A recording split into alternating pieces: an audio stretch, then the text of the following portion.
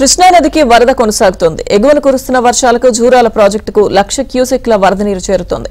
దీంతో 88,941 క్యూసెక్ల నీటిని దిగువకు విడుదల చేస్తున్నారు. ప్రస్తుతం అధికారులు జూరాల ప్రాజెక్టు దగ్గర 8 క్రస్ట్ గేట్లు ఎత్తి 5 యూనిట్ల ద్వారా విద్యుత్ ఉత్పత్తి చేస్తున్నారు. జూరాల ప్రాజెక్టు పూర్తి స్థాయి నీటి నిల్వ సామర్థ్యం 9.6 టీఎంసీలు కాగా ప్రస్తుతం 8.77 టీఎంసీలుగా ఉంది. నదీ తీర ప్రాంత ప్రజలు అప్రమత్తంగా ఉండాలని అధికారులు హెచ్చరిస్తున్నారు.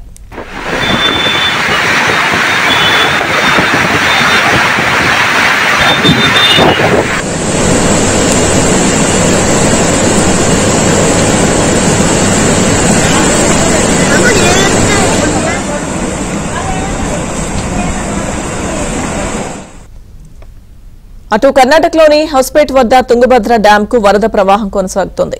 దీంతో అధికారులు 4 గేట్లను ఎత్తి నీటిని దిగువకు విడుదల చేస్తున్నారు. ఇన్ఫ్లో 30,000 ఉండగా అవుట్ఫ్లో 31,000 క్యూసెక్కులుగా ఉంది. ఇక సుంకేసుల డ్యాంకు వరద ప్రవాహం కొనసాగుతోంది. దీంతో 16 గేట్లను ఎత్తారు అధికారులు. అలాగే శ్రీశైలం, నాగార్జున సాగర్ ప్రాజెక్టులకు భారీగా వరద వచ్చి చేరుతోంది.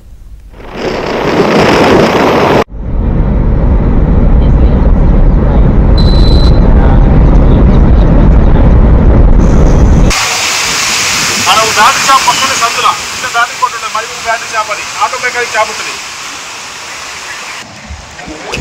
లంచ్ ఇంటికి పోయినా కదా